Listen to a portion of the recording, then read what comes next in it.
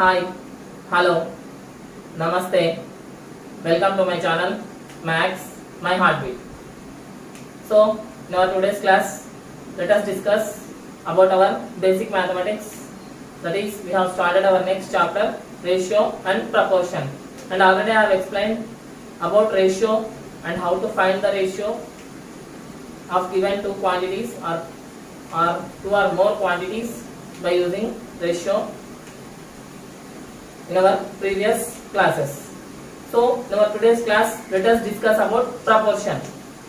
So what is it? What is meant by proportion?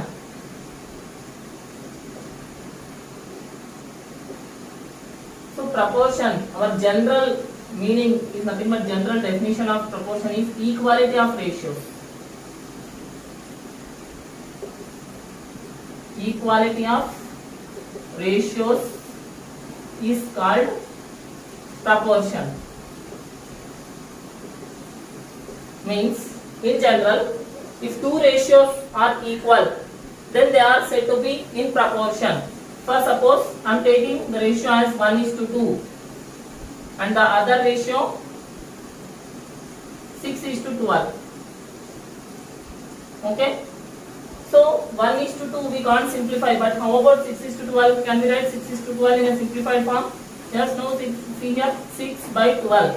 6 1 6 2. So here also we are getting the ratio as 1:2. So here we can say that 1:2 is equal to 6:12. Clear? Here the ratio of 1 and 2 is also equal to the ratio of 6 and 12. Such type of equality of ratio is known as proportion. Clear? So what is the symbol used to denote proportion? So in general we can write equal to symbol, or we can use 4 dots like this. See here 1:2, same as is to for ratio, we have is as symbol for proportion. So this 4 dots represents is as. Understood?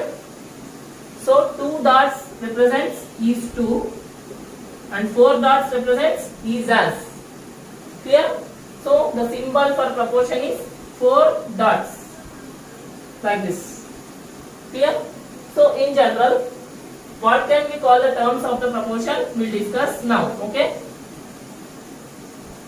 So if two ratios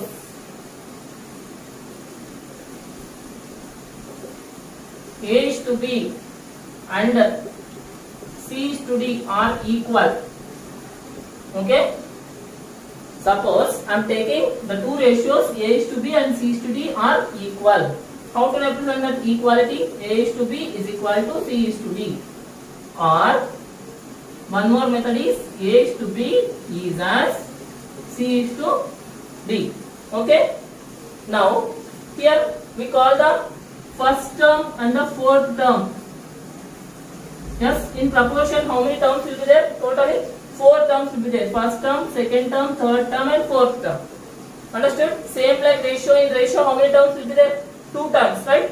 First term is called first term or antecedent and second term is called second term or consequent. In the same way here the first term and the fourth term together represents the extremes. Understood? And the middle 2 terms whatever are there, B and C, these two represents the means. Understood? And we have one more important and very useful definition, that formula, that is product of means is equal to product of extremes. Understood? This is very important formula while finding proportion. Understood everybody? Product of means is equal to product of extremes. So from this we can conclude that A into D is equal to B into C, because our extreme terms are A and D. So A into D is equal to, and mean terms are B into C. Okay. So this is about proportion. So let us see some examples related to proportion in our today's class.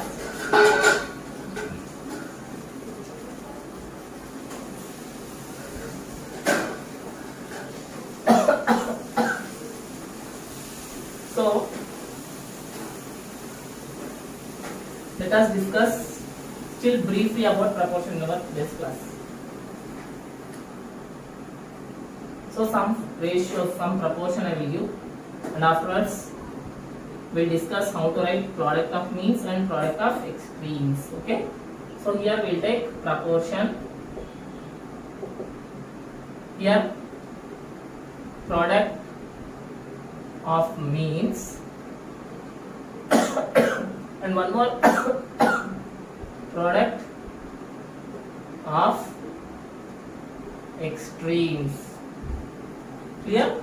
So first proportion I am taking as 1:2 is as 17:34. Okay, this is my first proportion. Second proportion I am taking as 20:60 is as 10:30. Third proportion I am taking as 5:40 is as 2:60. Okay. So now let us find the product of means and product of extremes for these three proportions. So what are the means here? Middle terms 2 and 17. So product of means is 2 into 17. So 17 to how much? 34. Right? And what are the product of extremes here? 1 and 34. So 1 into 34 is equal to 34. Okay? Now second one. So what are the means here? 60 and 10. So 60 into 10 is equal to 600. And extremes 20 into 30.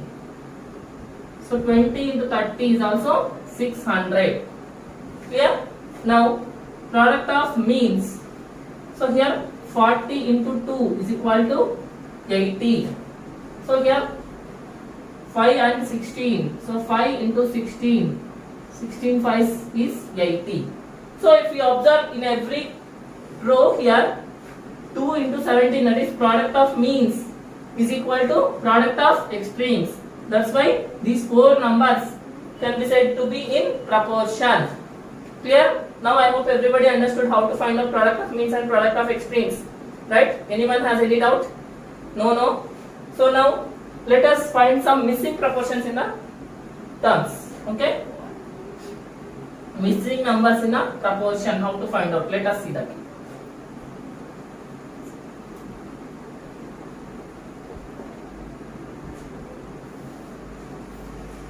So first example, if 12:60 is as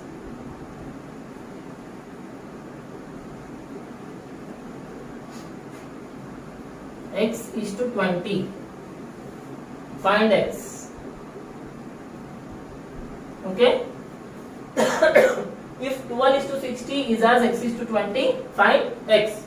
So now we need to find x here. So we have one formula, that is product of means is equal to product of extremes. Clear? So here what are the means here? 60 and x. So 60 into x is equal to 12 into 20. Right? So now x is equal to 12 into 20 by 60. Okay? So 0 gets cancelled. 6 1 6 2. So that is equal to 2 into 2 is 4. This is how we have to find the missing proportion x. If not, sometimes we will give box like this. Even if you get box also, you have to take that missing proportion as x. Clear? Fill the missing proportion in the following. Like that he will give and give some missing numbers. How you have to find out means the same value, the same method we have to find. Use while finding missing proportions. Understood everybody? So this is the basic explanation about proportion and how to find the missing proportion. I hope everybody understood whatever the concept I have explained today. If anyone has any doubt, please mention in the comment section. And before that, first of all, if you really like my videos, share my videos to your friends and inform them to subscribe my channel so that they too can learn mathematics and they too can cooperate with me and same like you are doing. and that is my wish, and I hope you will follow. And that's all for today. Take care. Bye.